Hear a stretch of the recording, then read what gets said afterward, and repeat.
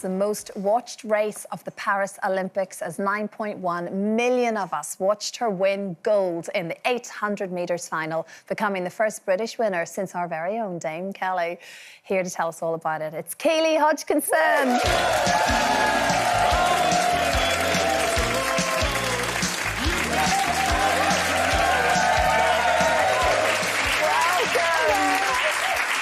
Thank you for taking your time. I do not need you injuring yourself coming down our stairs. That's definitely appropriate. Don't get to my heels too much, but... Congratulations, Keely. It's such a pleasure to meet you. We were screaming at the telly like 9.1 million other people were as well. And, you know, I have to say, the commentators beforehand, they were all saying it was your race to lose. This was your race. And I actually hated them saying it because I thought there's enough pressure on this girl without feeling it. How do you deal with all of that? Probably mentally, and we know physically you're capable. Yeah. It's all up here, isn't it?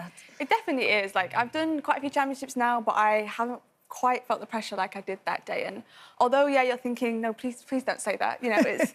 But I think it does add to the excitement and, you know, everybody watching at home, you're tuned in, as 9.1 million, that's incredible that my race was one of the most watched, and I just hope everyone enjoyed it as much as I did afterwards. Yeah, you did. You were incredible. And I loved you hugging your family after. Honestly, I was crying. Yeah. I felt so proud of you. I thought I haven't even met you yet. And we were all just living that moment with you. And you know all about that, obviously. Well, no, I was there. I mean, it was just the most incredible race because you were so confident, so strong, and it was yours to lose, really, wasn't it? You know, and you know that. But you'd won multiple silvers at World Champs and in Tokyo.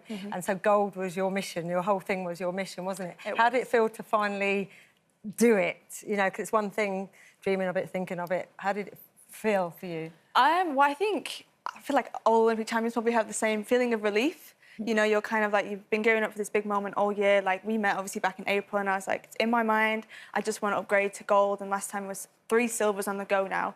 So yeah, to finally do it, I think I was relieved, I was overjoyed, I was happy. You're filled with so much adrenaline, I can't even remember what is going on, but it really was like one of the best moments of my life. Do you think you get Olympic blues because there's so many athletes that have come back, and obviously it's a down, isn't it? Because it's such a high, and nobody ever knows what that feels like at the Olympics. Yeah, that's so true. I think, yeah, the Olympic come down. I remember it last time, and you're in this bubble of so much excitement going on. You're watching your friends compete as well, and everyone's doing so well and achieving their dreams, and you come back and you're like, is that it? It's all over with. But no, it's a really great thing to experience, and yeah, I was just fortunate that it went my way as well. Oh, sorry, go on, Janet. Obviously, the race was the culmination of intensive training, and now you've come back. How soon can you compete in more championships and more races? Because haven't you just discovered you've got an injury? Yeah, so, well, I took about maybe an easy week, couple of days off, because, one, you're filled with so many things to do. Yeah. You physically can't train. You know, I was off 90 minutes sleep. You don't sleep after something like that. You're just too ecstatic. So I had a nice, easy week, and then I got back into training, and I just felt a little bit of a niggle, and I think I actually did do it in Paris, but the overall, like, adrenaline that you're having, I just was like, forget about it, just get through it. And, yeah, so it's kept me out for the rest of the year, but I wasn't too disappointed. Ultimately, the main goal was the Olympics, and I've achieved everything I could have wanted to and more this year. So, yeah, I'm super grateful to do that, and I'll be back next year for hopefully more great things. Unbelievable. And you're still only, I mean, what are you, 20, 23? 22. So 22, not even as old as my youngest. But things could have taken a different turn because you haven't had it all, you know, you haven't had it easy.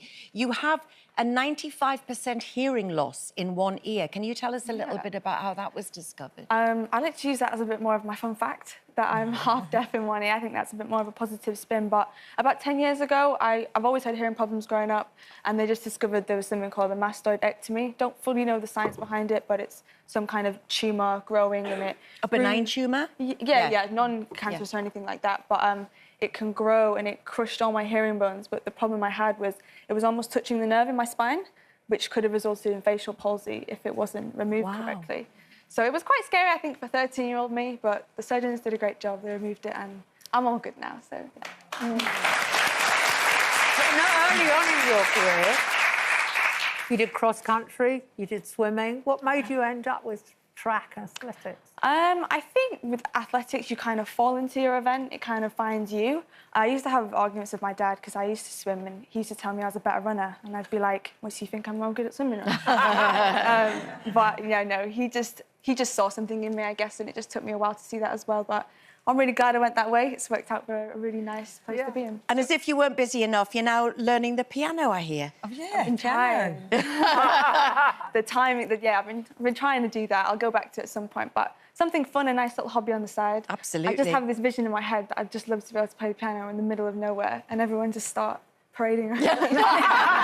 It will happen. You can make anything happen. Exactly. You are a credit. You're fantastic, Keely. We're so happy for you. Keely Hodgkinson, everybody.